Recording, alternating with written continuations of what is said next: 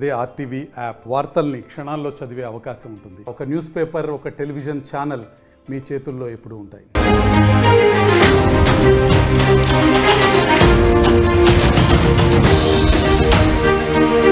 Breaking news చూస్తున్నాం. సంగారెడ్డి జిల్లాలో విషాదం నెలకొంది. భార్యతో గొడవ పడి ఆ గొడవ కారణంగా ఇద్దరు పిల్లల్ని చంపేశాడు. తను కూడా బలవన్మరణానికి పాల్పడ్డాడు తండ్రి. తర్వాత పెద్ద ఎత్తున సుభాష్, ఇక్కడ ఆయన పేరు సుభాష్కి తెలుస్తోంది, ఆయన కూడా బలవన్మరణానికి పాల్పడి మరణించాడు. 3 రోజుల క్రితం ఈ ఘటన చోటు చేసుకుంది. ఇంటి నుంచి దుర్వాసన రావడంతో ఇంటి ఓనర్కి స్థానికులు సమాచారం అందించారు.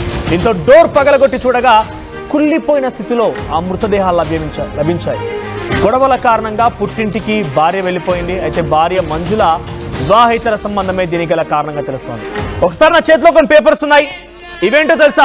1, 2, 3 సుమారుగా 10కి పైగా పేపర్లు. ఇవన్నీ కూడా ఆ సదరు భర్త సుభాష్ రాసినటువంటి బలవన్మరణానికి ముందు రాసిన లేఖ. ఇవన్నీ కూడా ఇక్కడ కనిపిస్తున్నాయి. ఇక్కడ ఇవన్నీ ఫొటోస్. నా చేతిలో ఉన్నటువంటి ప్రతి లెటర్ కూడా సుమారుగా 10-15 పేజీలు. ఇవన్నీ కూడా బలవన్మరణానికి ముందు ఆయన రాసినటువంటి లేఖ. దీంట్లో ఒక 2 విషయాలు మీకు చెప్పాలనుకుంటున్నాను. ఆ లేఖ ఎంత హృదయ విదారకంగా ఉంది అని చదివినప్పుడు ఎటువంటి విధంగా అనిపిస్తుంది మీరు కూడా కామెంట్ చేయండి. ఇక్కడ ఏం రాసుకొచ్చాడంటే, ఇద్దరు పిల్లలు స్కూల్ ఒక గదిలో పెట్టి తను నచ్చిన వానితో ఎన్నోసార్లు ఇలా ఉండేదట. ఇద్దరు స్కూల్ పిల్లలు, అంటే ఇద్దరు స్కూల్కి వెళ్ళాల్సిన పిల్లల్ని ఒక గదిలో పెట్టేసి తనకు నచ్చిన వాడితో ఎన్నోసార్లు గడిపేది. ఇలా చేస్తే పిల్లలు చాలాసార్లు ఏడ్చినా రాకుండానే వేరే గదిలో వేరే వాడితో ఉండేది. కానీ ఎప్పుడు కూడా పిల్లలు ఏడుస్తున్నారు కదా అని బయటికి వచ్చేది కాదట.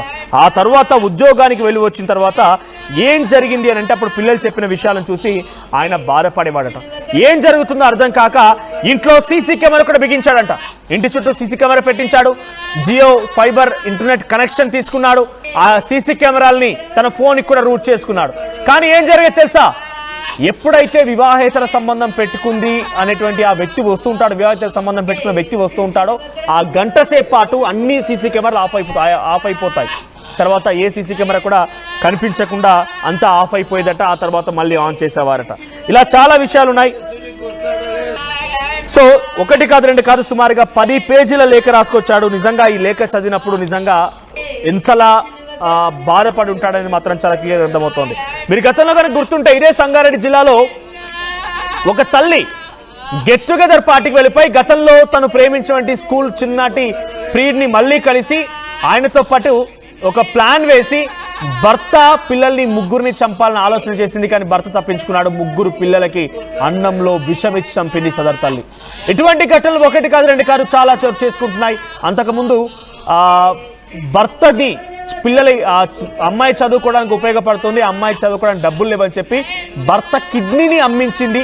ఆ తర్వాత ఆ కిడ్నీ అమ్మిన డబ్బులతోని మరో వ్యక్తితో పరారైపోయింది. ఇటువంటి ఘటనలు 1 కాదు 2 కాదు అనేకంగా చోటు చేసుకుంటున్నాయి. వివాహేతర సంబంధాలు ప్రాణాలని తీస్తున్నాయి.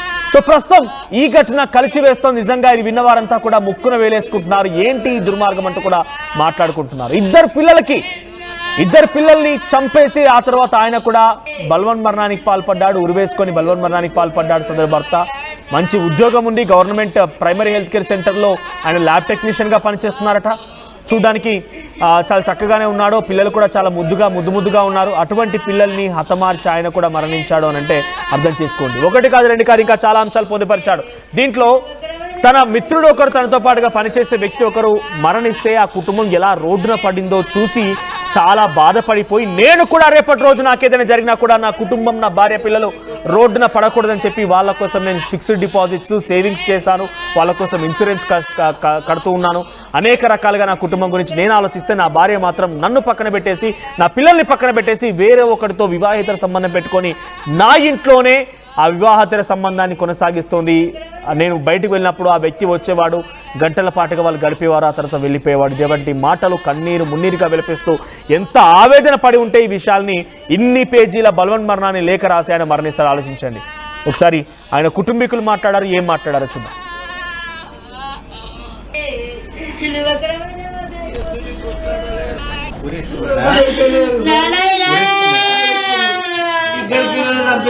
ఇద్దరు కొడుకులు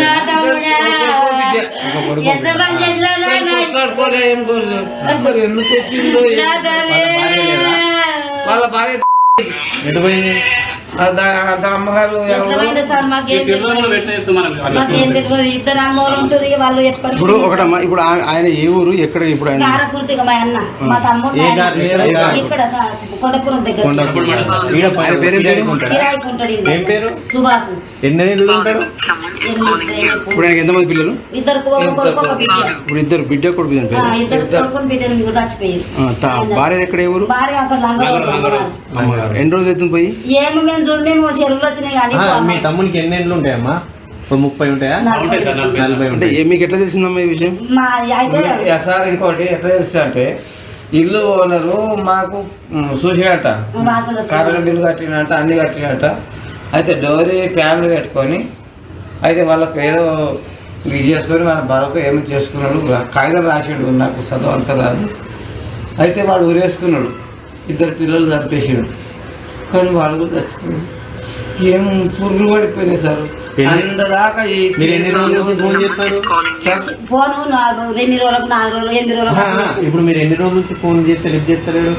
నేను 15 రోజులు సార్ చేస్తున్నాను సార్. ఫోన్ లిఫ్ట్ చేస్తాడు, వీళ్ళకి చేయలేదు, మాకు చేసుకుండే వీళ్ళకి చేస్తారు ఎప్పటి. ఇప్పుడు ఊరేసుకొని ఎన్ని రోజులు? 3-4 రోజులు అయినా? 3-4 రోజులు అయింది సార్. అయినా 3-4 రోజులు అయింది. ఏం తెలుస్తలేదు సార్. నీ పేరేం పేరు? నా పేరు రాంబాబు. నేను వాటర్ మ్యాన్ సుభాష్ వాళ్ళ అక్కను. సొంతం మీది గారపుర్తి. అమ్మగారు గారపొద్దున ఉత్తరపల్లికి ఇచ్చి మీ అమ్మగారు గారపుర్తి. ఉత్తరపల్లికి ఇచ్చి ఆయన మా తమ్ముడు గారకుర్తి సారు నన్ను ఉత్తరపల్లికి ఇచ్చారు. వాళ్ళు ఇద్దరు మొగలు మంచిగా ఉంటారు. ఏమైందేమో మరి వాళ్ళ అమ్మగారు తొనకపోయిందంటే ఆమె వాళ్ళు ఏం చేసుకున్నారు నాకేం తెలియదు సార్. మాకు ఫోన్ వస్తే మేము వచ్చినాము. ఇవాళ మేము ఇప్పటిదాకా జైన్ కాడనే ఉంటుంటాం. ఇప్పుడు వస్తే ఫోన్ చేస్తే వెళ్తూ వచ్చినాము. ఎప్పుడన్నా ఒకసారి మళ్ళీ ఇప్పుడు చూసిపోతుంది కానీ మధ్యలో పని దాన్ని ఎక్కువ రాలేము సార్. మేము పని కోసం రాలేము సార్. మా తమ్ముడు అంటే నాకు బాణం సార్.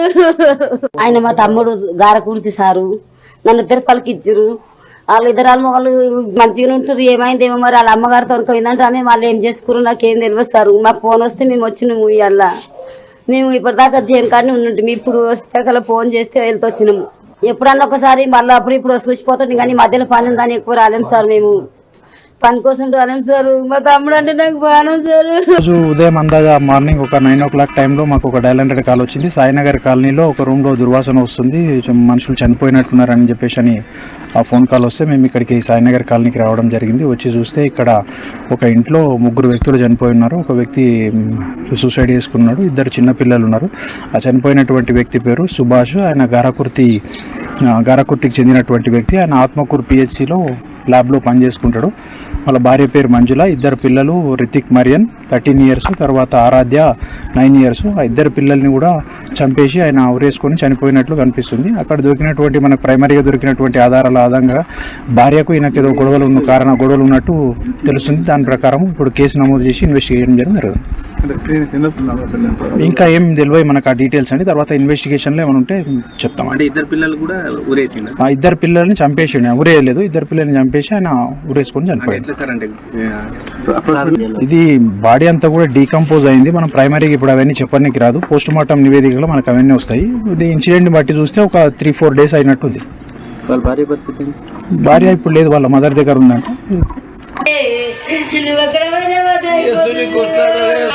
ఈ బల్వన్ మరణానికి పాల్పడక ముందు ఆయన లేఖ రాశాడు. దా లేఖలో కొన్ని పేర్లున్నాయి. చరణ్ సింగ్ అంటూ రాసుకొచ్చాడు. అయితే చరణ్ సింగ్ అనే వ్యక్తి వాళ్ళకి ఏం కావాలన్నా కొనిపిస్తూ ఉంటాడు, పార్టీలు ఇస్తూ ఉంటాడు, వాళ్ళకి వంటలు చేయడానికి అన్ని రకాల సమకూరుస్తూ ఉంటాడు. అంటే ఆయన పార్టీలు ఇచ్చి ఆ అమ్మాయిలతో నృత్యం చేయించి, ఆడవాళ్ళతో నృత్యాలు చేయించి, డాన్సులకి రికార్డ్ చేయడం, ఫోటోలు తీయడం, వాటిని చూపించి బ్లాక్మెయిల్ చేసి వశపరచుకోవడం. ఇక్కడ ఏం రాశాడంటే, నా భార్యను వశం చేసుకున్నప్పటి నుండి ఇతర స్త్రీలకి వాడికి ఇష్టం వచ్చినట్టు ఇప్పించుట, వారి సహకారంతో భార్యతో గడపడం, అంటే ఇంటి పక్కన వారికి ఇవ్వడం అంటే ఏదో రాసుకొచ్చాడు. సో ప్రస్తుతం ఒక 10-15 పేజీల బలవన్ మరణ లేఖ రాసి మరణించాడు ఆ సదరు సుభాష్ అనే వ్యక్తి. 2 పిల్లలు కూడా హతమార్చారు. ఒకసారి పిల్లల ఫోటోలు చూడండి అక్కడ ఎంత చిన్నగా ముద్దుగా ఉన్నారు. 2 బహుశా ఆడపిల్లలు ఉంటారు, ఒక అమ్మాయి ఒక అబ్బాయి. సో చాలా చక్కగా ఉన్నారు చూడడానికి. 3 రోజుల క్రితమే వారంతా కూడా అటు 2 పిల్లల్ని చంపేసి ఆ తర్వాత ఆయన కూడా ఉరివేసుకొని బల్వన్ మరణానికి పాల్పడడం ఆ తర్వాత ఆయన ఇంటి చుట్టూ దుర్వాసన వస్తుండగా ఎవరో స్థానికులు చెప్పిన ఇన్ఫర్మేషన్తో డోర్ పగలగట్టి చూస్తే ఈ విషయం బయటపడింది. సో అప్పటి వరకు తన పిల్లలు తన భర్త ఎలా ఉన్నారు, ఏంటి, ఏం జరిగి ఉంటున్నది కనీసం పట్టించుకోలేదు ఆ సదరు భార్య మంజుల. కనీసం ఆ విషయం పరిగణలో తీసుకోలేదు. ఆయన చెప్పిన మాటలు చూడండి. స్కూల్కి వెళ్లాల్సిన పిల్లల్ని ఒక రూమ్లో పెట్టి లాక్ వేసి ఆ వచ్చినటువంటి వ్యక్తితో వివాహితర సంబంధం పెట్టుకొని పర్సులో కలుస్తూ ఉండేవారట.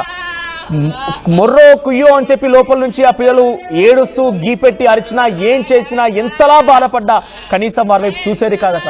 ఏం జరిగిందని చెప్పి సుభాష్ ఉద్యోగం అయిపోయిన తర్వాత సాయంత్రం వచ్చి అడిగితే అమ్మ లాకేసీలో వెళ్ళిపోయింది, మమ్మల్ని ఎంత పిలిచినా రాలేదు, ఏం పట్టించుకోలేదని చెప్తూ ఉండేదట. ఆ పిల్లలు చెప్పేవారట. ఇటువంటి సరిపోదా?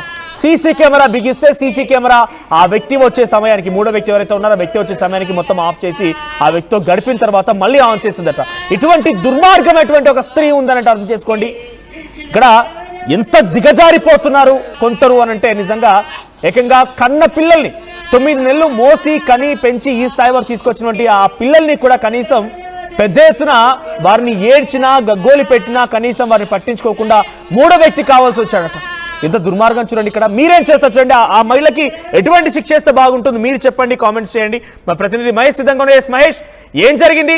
సుభాష్కి ఆ భార్యకి ఎటువంటి గొడవలు ఉండేవి? మూడో వ్యక్తి ఎవరు, ఎలా వచ్చాడు, ప్రస్తుతం ఆయనకి ఎప్పుడు పసిగట్టాడు సుభాష్? ఎప్పుడైనా గతంలో ఇద్దరి మధ్య గొడవలకు సంబంధించి పెద్దల వరకు వెళ్ళిందా? డైరెక్ట్గా అది తట్టుకోలేక బలవన్మరణానికి పాల్పడ్డాడా సుభాష్? ఖచ్చితంగా మన సంగారెడ్డి జిల్లా ఈ కొండాపూర్ మండలం మల్కాపూర్ గ్రామంలో ఉన్నటువంటి సాయినగర్లో ఈ యొక్క దారుణ ఘటన చోటు చేస్తుందని చెప్పుకోవచ్చు. ఎందుకంటే 13 పేజీల ఒక లెటర్ను రాసి తన అంతర్గతంగా క్షోభకు గురై ఇటువంటి పరిస్థితి ఎవరికి రావద్దు, ఖచ్చితంగా తన పిల్లలను సైతం తన భార్య దగ్గర ఉంటే వారు కూడా ఇటువంటి మార్గంలో నడుస్తారు అనే ఉద్దేశం కొద్ది ఇద్దరు పిల్లల్ని కూడా చంపేసిన పరిస్థితి మనం చూసాం. తాను కూడా వ్యక్తిగతంగా బలన్మరణానికి అయిన పరిస్థితిని చూసాం. ఎందుకంటే 13 పేజీలు అంటే ఆయన ఎన్ని రోజుల నుంచి ఈ యొక్క 13 పేజీలు రాశారు, ఎట్లా ఉంది వాళ్ళ పరిస్థితి ఏంది?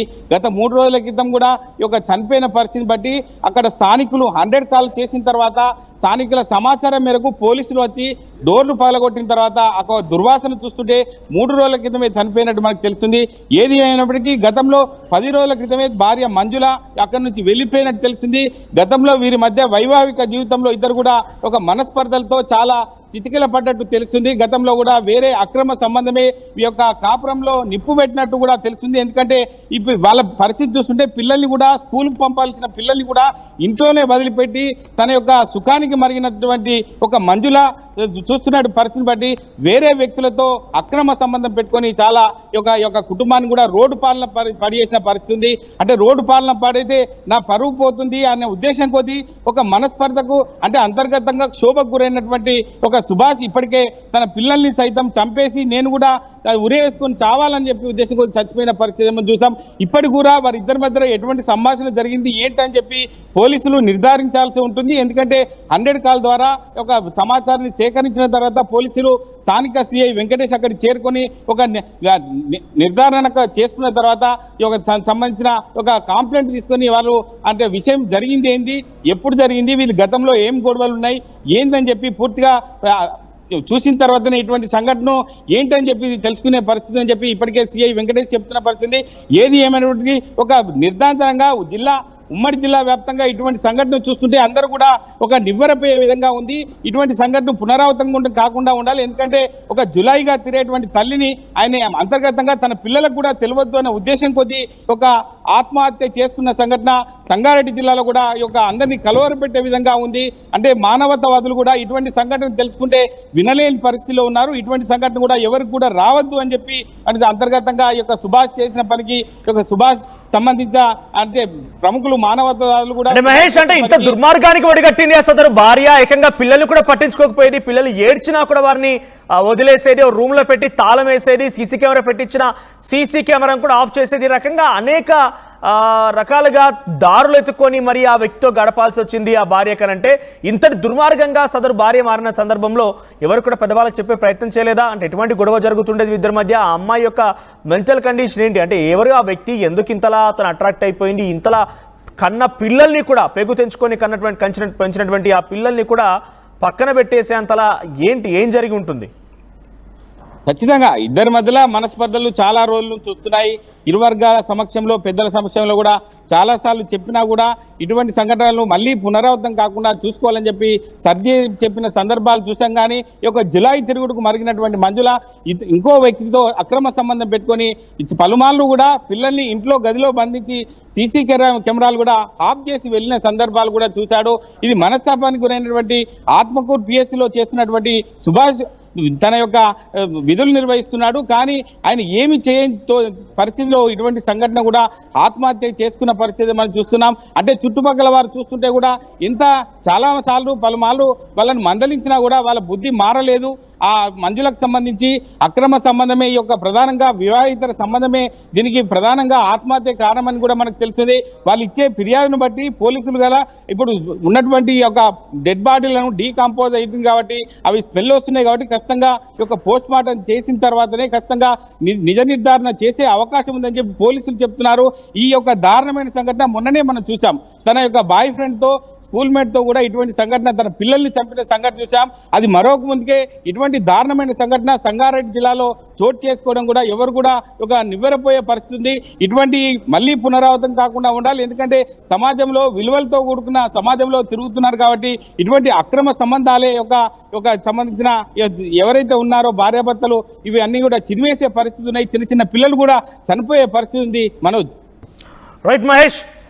సో వివాహేతర సంబంధానికి అలవాటు పడ్డ సదరు భార్య ఏకంగా పిల్లలు ఏడ్చినా గగ్గోలు పెట్టినా వాళ్ళు ఎంతలా బాధపడ్డా కనీసం వారిని పట్టించుకోకపోయేది. ఒక రూమ్లో తాళమేసి ఆ వ్యక్తితో గడిపేదట. ఇలా పలుమార్లు ఆ తండ్రికి చెప్పారా పిల్లలు. ఏకంగా సీసీ కెమెరా కూడా బిగించాడు. ఆయన ఆ సీసీ కెమెరాను కూడా ఆఫ్ చేస్తూ మరి ఆ వివాహేతర సంబంధంతో ఉన్నటువంటి ఆ యువకుడితో ఆ వ్యక్తితో కలవడం మొదలుపెట్టింది భార్య. ఇంతలా బాధించినా, ఇంతలా వద్దని వారించినా, గొడవ పెట్టుకున్నా, అవసరమైతే పుట్టింటికి వెళ్ళిపోయింది. కానీ నేను మానుతాను, నేను ఇకపై సక్రమంగా ఉంటానని చెప్పలేనట్టుగా ఈ లేఖలో రాసుకొచ్చాడు సదరు ప్రస్తుతం ఉన్నటువంటి బాధితుడు సుభాష్. సో ఇక్కడ ఆయన మరణించాడు. ఇద్దరు పిల్లల్ని చంపేసి హతమార్చి ఆ తర్వాత ఆయన కూడా బల్వన్ మరణానికి పాల్పడ్డాడు, వేసుకుని ఆత్మహత్యకి పాల్పడ్డాడు. సో ఈ 13 పేజీల లేఖ చదివిన వారంతా కూడా కన్నీరు మున్నీరుగా విలపిస్తున్నారు, కన్నీళ్లు పెడుతున్నారు. ఎందుకనంటే ఇంత ఘోరాతి ఘోరంగా ఒక మహిళ దిగజారిపోయి పూర్తిగా చాలా దారుణానికి ఒడిగట్టేంది. కన్న పిల్లల్ని కూడా పట్టించుకోలేదు, భార్యని ఏమాత్రం లెక్క చేయలేదు. ఒక వ్యక్తి మోజులో పడిపోయి, మాయలో పడిపోయి పెద్ద ఎత్తున తనతో అక్రమ సంబంధాన్ని కొనసాగిస్తూ తాను ఉండేటువంటి ఇంట్లోనే ఈ అక్రమ సంబంధానికి పాల్పడ్డట్టుగా ఈ లేఖలో రాసుకొచ్చాడు. ప్రస్తుతానికైతే ఆ ముగ్గురు మరణించి కూడా 3 రోజులు కావస్తోంది. 3 రోజుల పైకే వారు ఈ బలవన్మరణానికి పాల్పడ్డారు. కానీ తాజాగా అక్కడ స్థానికులందరూ కూడా ఒక్కసారిగా దుర్వాసన వస్తుందని చెప్పి పోలీసులకు సమాచారం ఇవ్వడంతో డోర్లు పగలగొట్టి చూస్తే ఈ మృతదేహాలు బయటపడ్డాయి. సో నిజంగా మీరు కూడా చెప్పండి, ఆ మహిళని ఎలా శిక్షిస్తే బాగుంటుంది? ఆ మహిళ కనుక మీ చేతికి దొరికితే ఏం చేస్తారు? ప్రస్తుతం నిజాలు ఏంటనేది పోలీసులు తెలుస్తున్నారు. కానీ ఈ లేఖ ప్రకారంగా అయితే వివాహేతర సంబంధమే, ఒక వ్యక్తి ఉన్నాడు, ఆ వ్యక్తి పేరు కూడా ఒకటి ఇక్కడ రాసుకొచ్చాడు ఏదో. సో ఇవన్నీ విషయాలు కూడా కొంత ఆందోళనకరంగా ఉన్నాయి, ఆవేదన భరితంగా ఉన్నాయి, హృదయ విదారకమైనటువంటి ఘటనగా మనం భావించాల్సి ఉంటుంది. సదరు భర్త ఎంతలా కుంగిపోయి కుషాయించి ఈ దారుణానికి ఒడిగట్టినట్టు అర్థం చేసుకోండి. పిల్లలను సైతం చంపేటువంటి ఒక డెసిషన్ తీసుకున్నాడంటే ఆ భార్య చేత ఎంతలా బాధించబడతాడు. పుట్టింటికి వెళ్ళిపోయింది, పిల్లల్ని అక్కడే వదిలేసింది. మొదటి నుంచి పిల్లల్ని పట్టించుకునేది కాదు, పిల్లల వైపు కనీసం చూసేది కాదు. ఈ భర్త ఈ లేఖలో ఏం రాసుకొచ్చాడు తెలుసా? నాతో పనిచేసే ఒక వ్యక్తి కూడా ఈ రకంగా యాక్సిడెంట్లో మరణిస్తే తన కుటుంబం మొత్తం రోడ్డున పడింది. కానీ నా కుటుంబం అలా అవ్వకూడదని చెప్పి నేను మొదటి నుంచి నా సేవింగ్ చేస్తూ పిల్లల కోసం, నా భార్య కోసం చాలా రకాల కష్టపడ్డాను, ఇన్సూరెన్స్లు చేయించాను. పుట్టకొట్టు కోసం బతికేటువంటి నేను ఇన్ని రకాలుగా నేను ప్రయత్నం చేసింది నా కుటుంబం కోసమే పనిచేస్తున్నాను. అందరి ముందు భర్తని పట్టుకొని వీడు వాడు ఇష్టం వచ్చినట్టుగా నోటికి ఎంత వస్తుందంత మాట్లాడేదట సదరు భార్య. సో ఇటువంటి విషయం విన్న తర్వాత ఆ మహిళని ఎలా శిక్షిస్తే బాగుంటుంది? మీరే చెప్పండి, మీ అభిప్రాయాన్ని కామెంట్ చేయండి.